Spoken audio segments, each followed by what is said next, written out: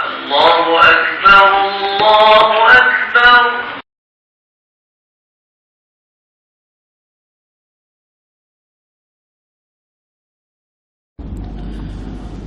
Assalamualaikum warahmatullahi wabarakatuh. Bismillahirrahmanirrahim. Alhamdulillahi rabbil alamin. Wassalatu wassalamu ala asyrafil anbiya'i wal mursalin Sayyidina Muhammadin wa ala alihi wa sahbihi ajma'in. Rabbi syrah li sadri, ya Allah lapangkan dadaku. Wa yassir li amri, permudahkan segala urusanku. Wahlul 'uqdatam min lisani, bukakan kebekuan lidahku. Yafqahu qawli, semoga orang mudah faham apa yang aku nak ayat. Subhanaka la ilma lana illa ma 'allamtana, innaka antal alimul hakim. Wala hawla wala quwwata illa billahil aliyyil azim. Alhamdulillah, syukur kehadrat Allah Subhanahu wa taala kerana dengan limpah dan kurnia-Nya boleh sama-sama kita duduk dalam masjid yang begini indah, dalam masjid yang begini comel. Mudah-mudahan perkumpulan kita pada malam ini dicatat oleh Allah sebagai satu amal soleh di hari akhirat nanti, insya-Allah. An Amiril Mu'minin Abi Hafzin Umar bin Al-Khattab radhiyallahu anhu qala sami'tu Rasulullah sallallahu alaihi wasallam yaqul innamal a'malu binniyat wa innama likulli imri'in ma nawa, atau kama qala. Hadis sahih rawahul Bukhari wa Muslim. Jadi rasanya dalil apa hadis hak tadi tu, wali kata majoriti kita rajin dengar belakang dah, ataupun kanak-kanak lah ni pun hafal dah rasanya hadis tu berkenaan dengan hadis niat. Kalau kita tengok dalam lafaz hadis tadi tu sangat pendek. Innamal a'malu binniyat tu pendek. Tapi walaupun pendek lafaz hadis, makna dia tu panjang. Sebab cakap Nabi ni dia tidak kecek dengan hawa nafsu dah. Cakap Nabi adalah wahyu daripada Allah. Walaupun lafaz hadis tadi tu pendek, innamal a'malu binniyat, tapi panjangnya huraian ya ulama syarah pula akhir hadis hak pendek yang kita dengar tadi, innamal a'malu binniyat, tubik dalam 40 sehingga 42 buah butir kitab pula daripada hadis yang pendek tadi. Pendek pada lafaz, panjang pada makna. Apatah lagi kalau panjang pada lafaz, makna dia panjang lagi. Jadi kalau kita nak bandingkan dengan cakap kita umpama langit dan bumi, ya kadang-kadang kita kecek banyak duk buang kedai kopi sehari, nak pakai tu nak tengok juga. Adapun hadis Nabi SAW walaupun pendek tapi panjang akhir makna dia. Kemudian kata ulama, sebelum kita nak tengok akhir makna hadis, kita kena kenal dulu tuai dia tu balas mana. Bila kita kenal dah tuai dia setara mana, masuk akhir makna dia, barulah kita berasa. Tidak sebarangnya orang rupanya. Nabi ni siapa kat Nabi? Nabi adalah Rasulullah. Rasul maknanya utusan Allah. Rasul ni maknanya wakil Allah. Rasul ni maknanya lantikan Allah. Bila kita kata Nabi SAW adalah Rasul, yakni lantikan Allah, maka mari dalam akal fikiran kita yang waras, iaitulah Nabi SAW perfect 100% kerana dia daripada lantikan Allah, bukan daripada lantikan manusia. Kita nak suruh beza di antara lantikan manusia dengan lantikan Allah, supaya kita berjalan di atas muka bumi sentiasa bersangka baik kepada manusia. Kadang-kadang kita manusia, kita akan lantik juga orang-orang yang kita nak lantik. Kadang-kadang kita akan lantik Tok Imam, kita lantik Tok Bilal, kita lantik Tok Ngulu, kita lantiklah siapa-siapa yang kita nak lantik. Tapi jangan kita harapkan dia akan sempurna 100%. Dak. Apa? Bukan daripada lantikan Allah, itu adalah daripada lantikan makhluk, yakni yang dicipta. Maka sudah semestinya tidak sama lantikan Khalik yang mencipta dengan lantikan makhluk yang dicipta. Tak sama. Kukuk mana pun orang yang kita latih pasti ada kekurangan dia, pasti ada kecacatan dia, pasti ada. Yang mau latih dia ni hebat dah tu, ilmu tu banyak dah, kurang mana lagi? Nak molek kepala otak, kurang ada juga tempat kurang. Dak ni jangan belaka dah, ilmu banyak dah, rambut pula banyak, mana kurang? Kena molek perut uji pula. Pasti ada kecacatan dia. Dah comel belaka dah ni, rambut pula comel, perut pula comel pula dah, mana kurang? Tengok rupanya mata juling sikit. Ada, pasti ada kecacatan dia.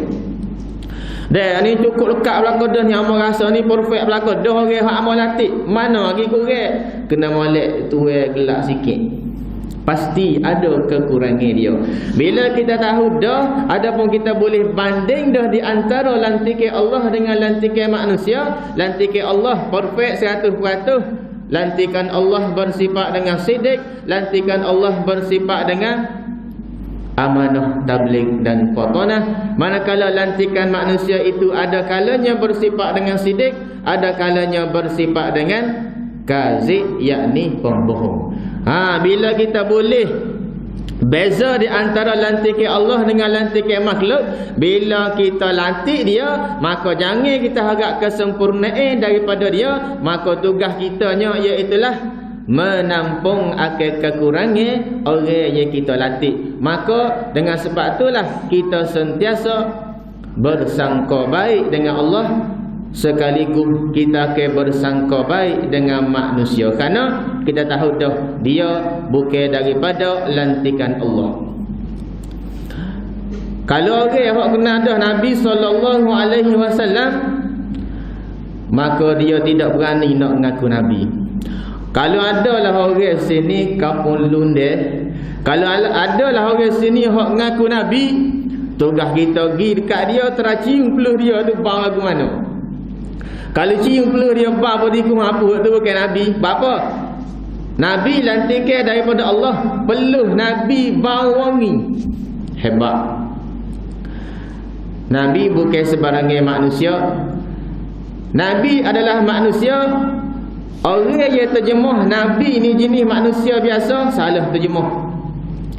Kata ulama, siapa yang terjemah Nabi jenis malaikat, jadi sesat. Siapa yang terjemah Nabi jadi Tuhan, jenis Tuhan, jadi kafir. Sebagaimana dengan ajaran-ajaran Kristian. Nabi Isa salah satu daripada anak Tuhan. Nabi bukan jenis jin, Nabi bukan jenis malaikat. Jauh sekali Nabi tu daripada jenis Tuhan, jauh dah. Nabi adalah manusia. Qul innama ana basyarun mislukum, seperti kamu. Orang yang terjemah Nabi ni serupa dengan kita manusia biasa, dia silap terjemah. Mislukum, seperti kamu, iaitulah aku makan minum serupa denganmu, aku nikah kahwin serupa denganmu, aku berjual berniaga serupa denganmu, aku lapar sampai ikat batu perut serupa denganmu, aku sakit serupa denganmu. Mislukum, seperti kamu. Tapi bukan manusia biasa. Manusia yang luar biasa, dalil dianya yuha ilayya, aku diberi wahyu oleh Allah. Bila kata Nabi diberi wahyu, bukan manusia biasa, manusia lantikan Allah yang mukhtarul mustafa, pilihan yang terpilih.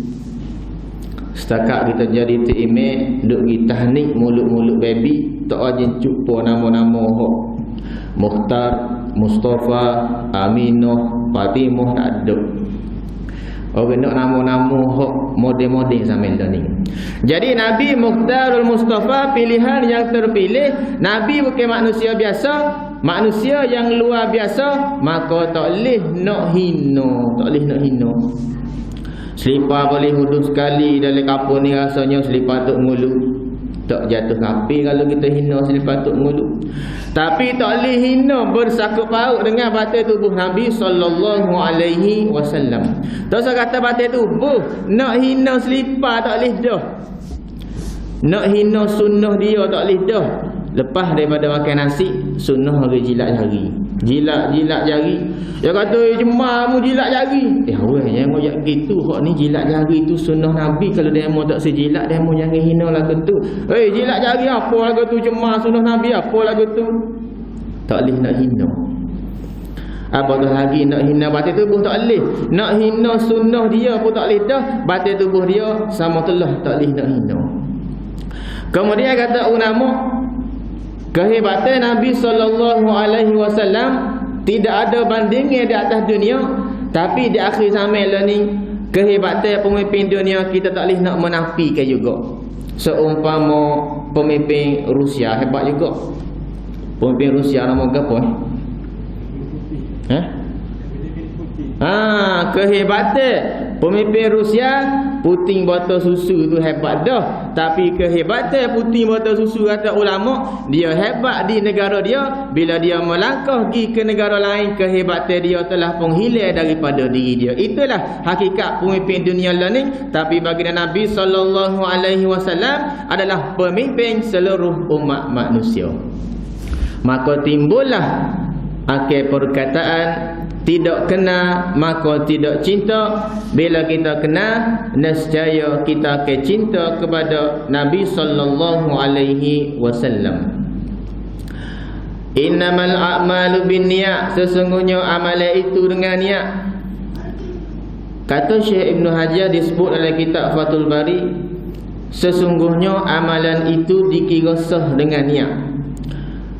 Bila kata niat, niat ni duduk mana kak? Adakah kita boleh mari masjid malam ni kerana kaki? Tak.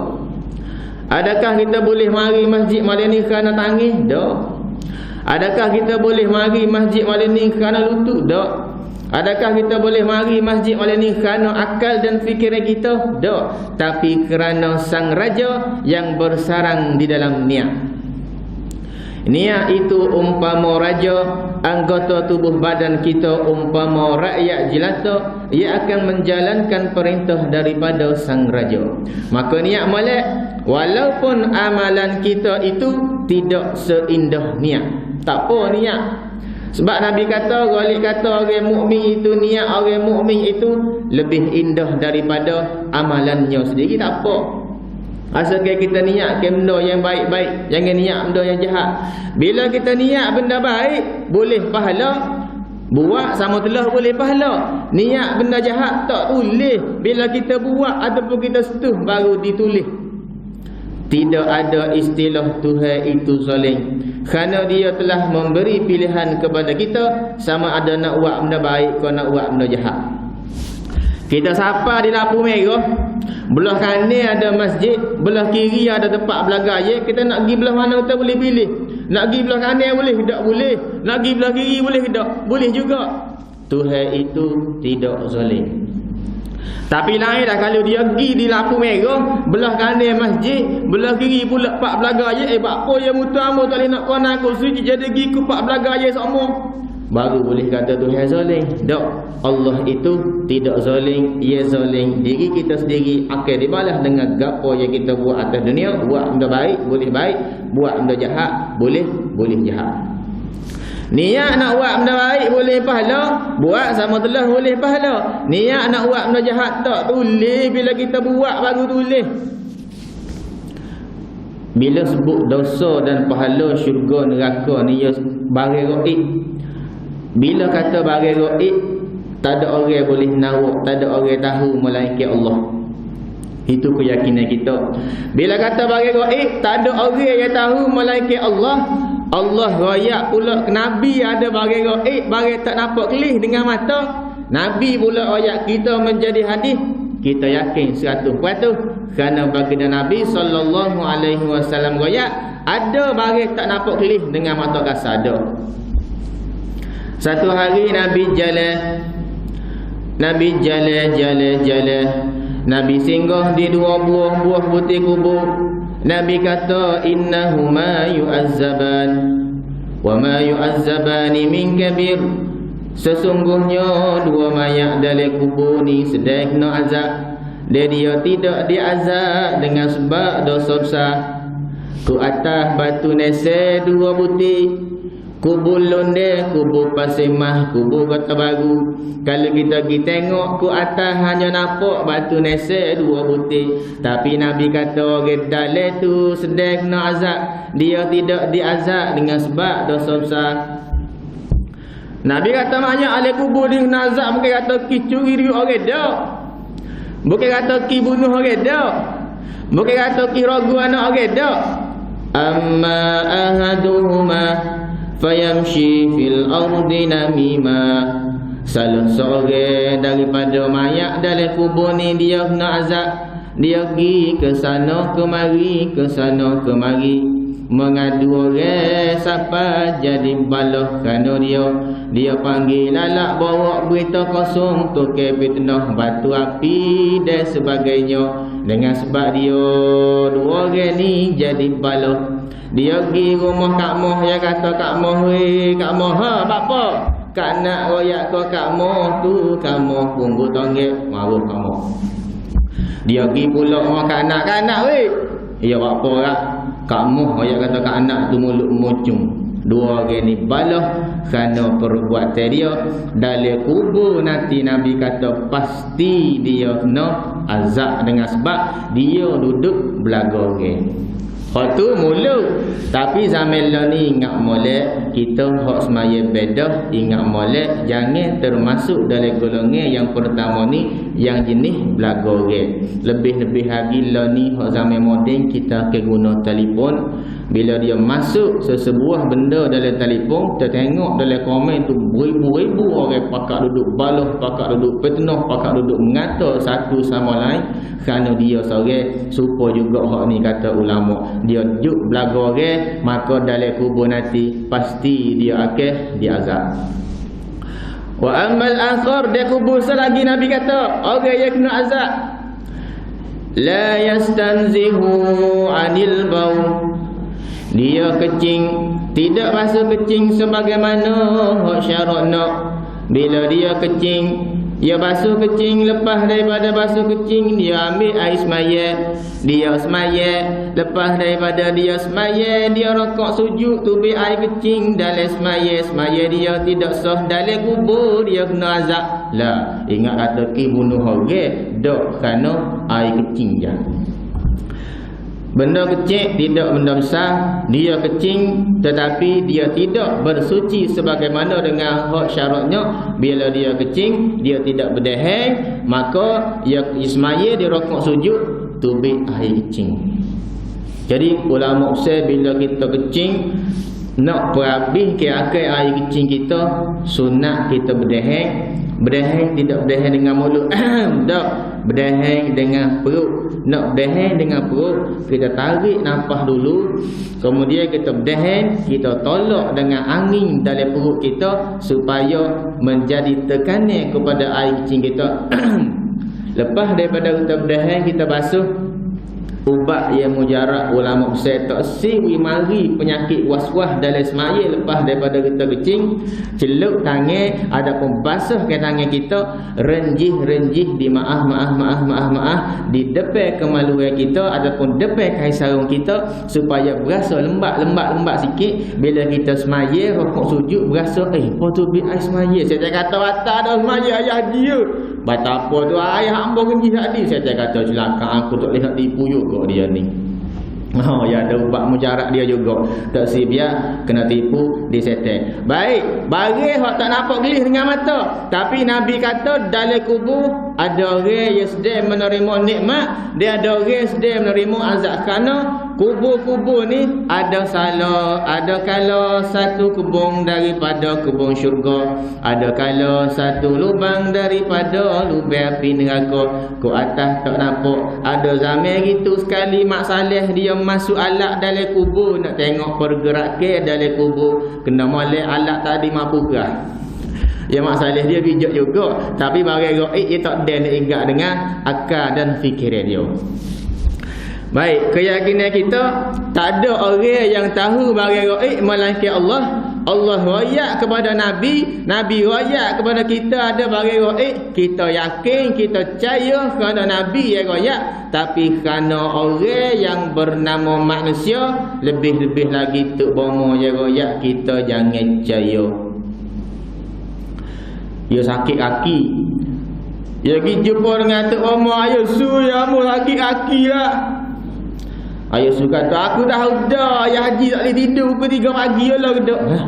Amo tu haji ya pergi kampung London. Amo duk pasir mah ni tak haji jumpa lagi dengan ayah su ni. Dia tahu mana amo pukul 3 pagi amo tak boleh tidur. Ayah haji anak ayah haji 3 orang tu duk 2 orang tino sangat jatuh. Itu juga dia tahu mana amo tak haji jumpa lagi dengan dia ni, hebat tunggu dia. Rumah ayah haji pasir mah tu cabai 3 je lah dah. Tahu mana amo tak jumpa lagi ni. Bini ayah haji 2 orang tu betul. Sudahlah bini tin amo nombor 1 amo tak tahu Yesus ni tahu juga bini amo 2 orang sudahlah. Balik rumah nanti ayah haji pergi tengok belakang rumah ada budak wakaf tik. Kalau ada wakaf tik belakang rumah, gali sikit, ada barang mari jumpa mula Yesus. Start motor, klik mula simah dengan motor. Jauh. Sampai rumah makmu ya Allah, cepat-cepatlah mai tengok belakang rumah tu ayah suruh ada gedok koptik. Tengok. Ada sungguhlah.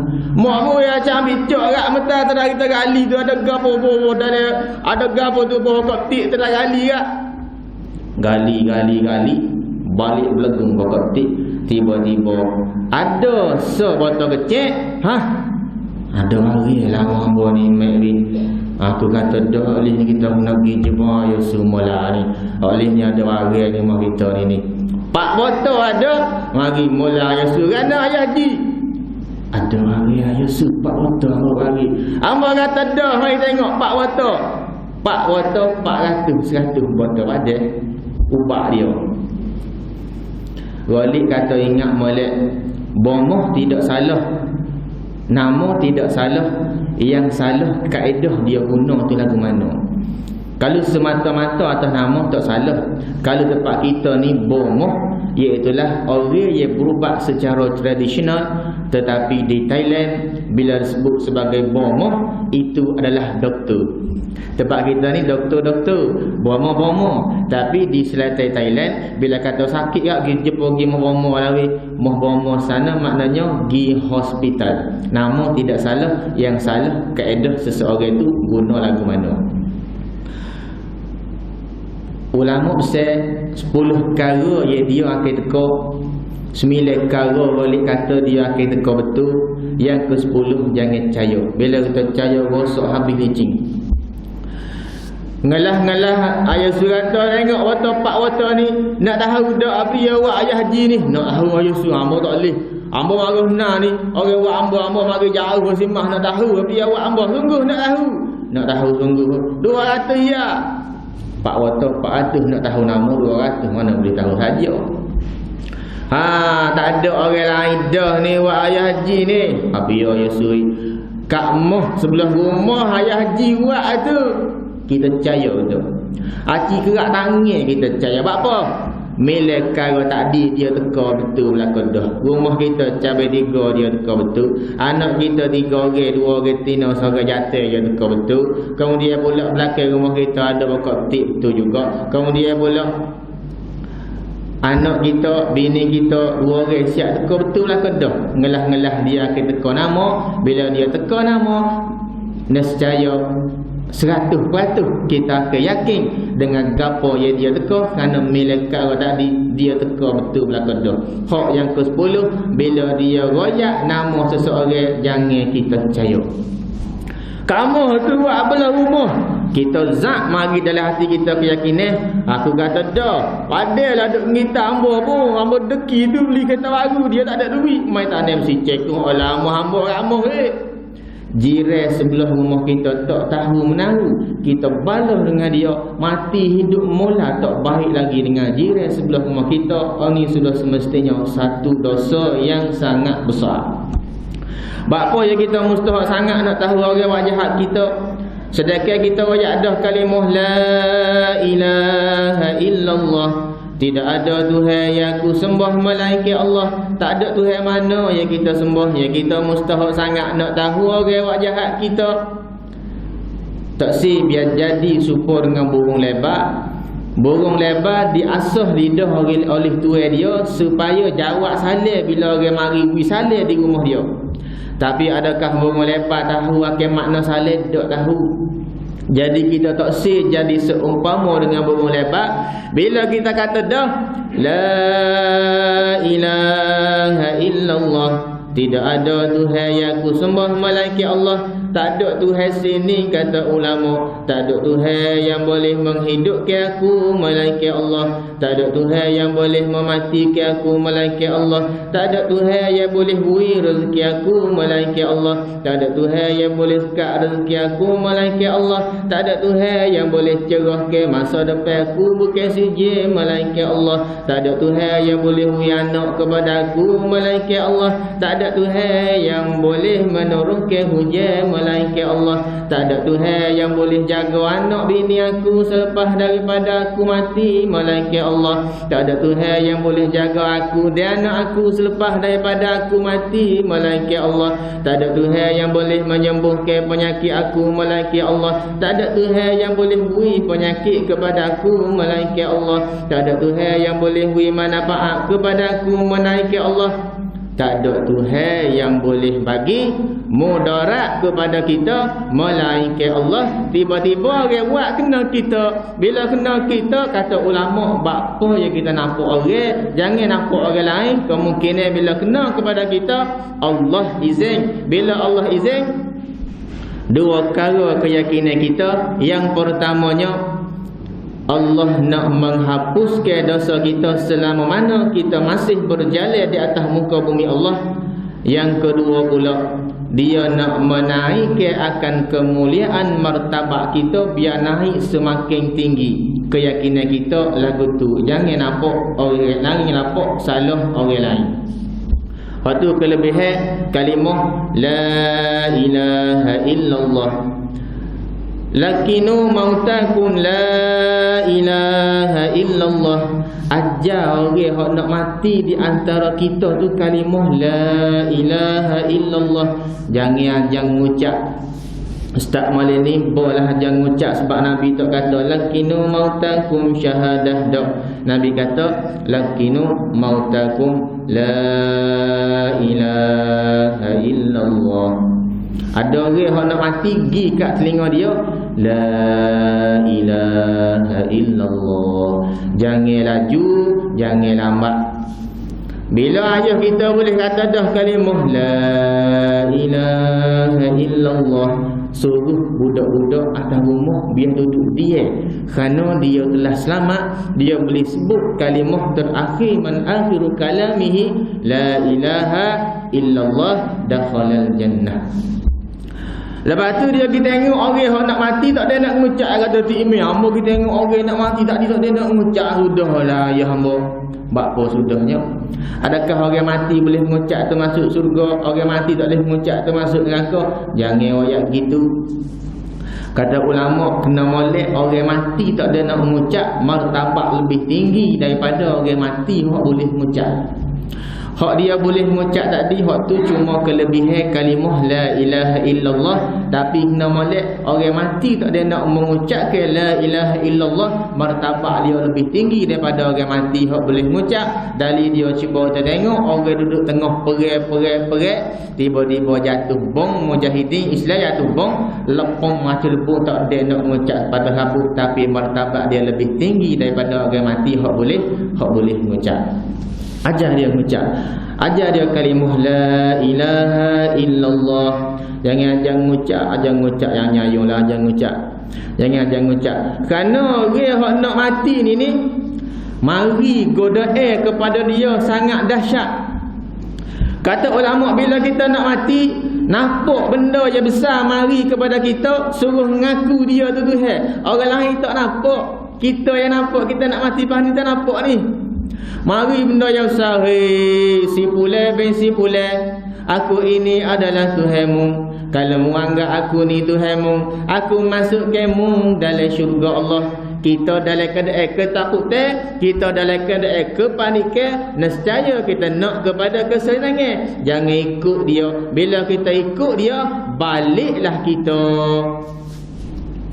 Siapa dia masa atas dunia hari tu, kita sayang kepada siapa? Kita sayang kepada ayah kita. Kita nak mati pas ni, ayah kita mari duduk sebelah kanan, Tok Imam tak nampak. Ayah kita kata, ya adik lah, ingat kedok ni siapa adik lah? Ni ayah, ni adik lah, Allah lah ayah saya kamu adik lah. Ayah mati dah adik lah. Ingat zaman itu, mu nak gapo ayah beli belaka, mu nak sekolah ayah wi sekolah, mu nak mutu ayah wi mutu, mu nak kereta ayah ada lembu ada kubar beli kereta kamu. Ayah mati dah ni adik lah, ayah mati dah. Ayah mati dalam agama Kristian. Tepung agama Kristian itu sebaik-baik agama. Wahai anakku, marilah ikut ayah, mari goda masa kita nak mati nanti. Dia makan mari sebelah kanan kita, kerana ayah kita orang yang paling kita sayang. Habis ayah kita, mari pula mak kita duduk sebelah kiri. Wahai adik lah, ni mak ni adik lah, ingat dak lah lu hari tu mak nyusu kamu selama 2 tahun. Mu nak gapo mak beli belaka adik lah. Mak sayang kamu wahai anakku, mak sayang kamu. Mu tidur tengah malam nyamuk ketik, mak ambil lampu suluh, gi beli kedai, gi beli ubat nyamuk, tak siapa nyamuk ke kamu wahai anakku. Mak mati dah ni adikku, mak mati dah. Mak mati dalam agama Yahudi. Tepung agama Yahudi itu sebaik-baik agama. Wahai anakku, marilah ikut mak, mari. Dia godok kita supaya kita balik masa kita nak mati nanti. Ingat boleh. Nabi SAW kata, siapa dia yang niat nak buat benda baik boleh pahala, niat nak buat benda jahat tak tulis. Bila kita buat baru tulis. Di akhir zaman lah ni, ramai orang nak belajar ilmu agama tapi niat molek. Kerana niat kita sebagai raja, bila kita niat tak molek nak belajar sesuatu ilmu agama, nak belajar kerana nak pelik daripada orang, Tuhan akan jumpa ke dia dengan guru yang pelik daripada orang juga. Dia mari di masjid, dia kata Tok Imam semaya sujud kerana, Tok Imam semaya sujud kerana. Amak kata mau sujud tangan gitu, bawah. Dah apa yang dia mau tanya gitu. Salah Tok Imam tak sujud gitu. Apa yang tak sujud gitu? Lepas tu sujud kerana kena sujud gini, kata Tok Guru hamba Tok Imam buat tangan gitu. Masa nak sujud tak atas dahi, sujud lagu tu. Kita walau tanya dah apa yang mempelik ke tu, sujud pelik ke gitu tak atas dahi gitu.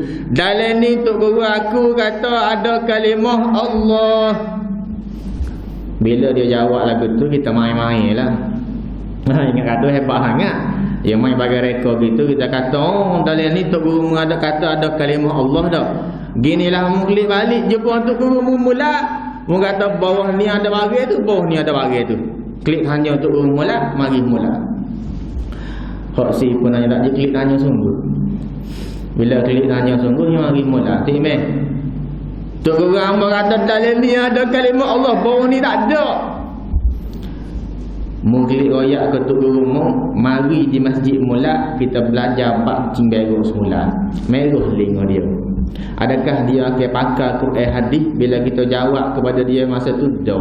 Bapa dia mari bagi rekod dah, dia panggil ilmu nukil, kecek saja tak ada sandaran. Kita pun punya kata bagi rekod itu, rekod etik bawah ni ada gapo.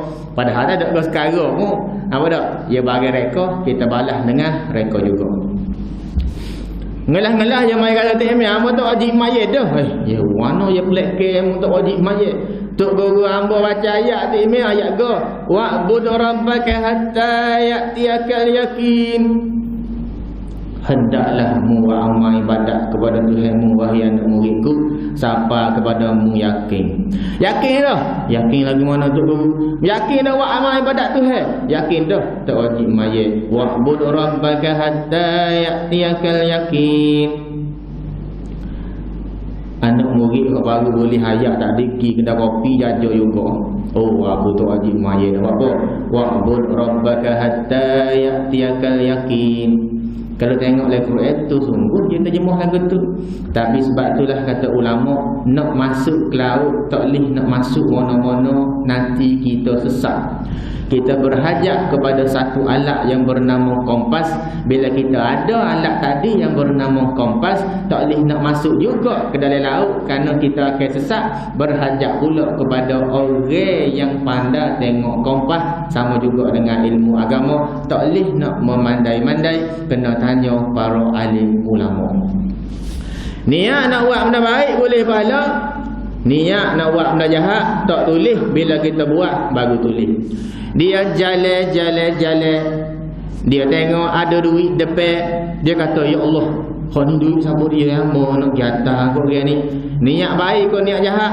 Niat baik, bila dia niat baik jumpa duit dia nak jatah dah dia niat dalam hati dia, ulama kata boleh pahala tu. Tak buat lagi niat saja. Dia jumpa duit dia niat nak jatah duit orang, ya Allah, amba rasa duit tu bila amba nak atas dia. Boleh pahala dia. Dia ambil dia di atas sama telah boleh pahala lagi. Tapi kalau dia jalan, dia tengok ada duit depan, rezeki amba lah. Rezeki dia duit orang, tapi dia kata rezeki dia hak tu niat jahat. Bila kita niat jahat lagu tu tak tulis lagi dosa. Bila kita ambil tangan kita sentuh saja duit tadi dikira sebagai dosa. Kemudian pula benda yang halal kita niat jahat dia akan berubah menjadi jahat. Benda yang jahat kita niat baik ia tidak jadi baik, tetap jadi jahat juga. Contoh, dia ada air masuk air mineral ni, dia buka air mineral, dia minum air mineral seumpama dengan dia minum air cak singa.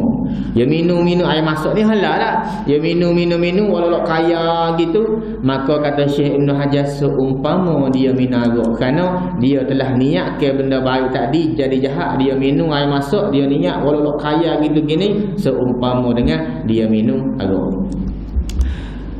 Kalau ada arak cak singa dia bukan nuduh arak auzubillahi minasyaitonir rajim.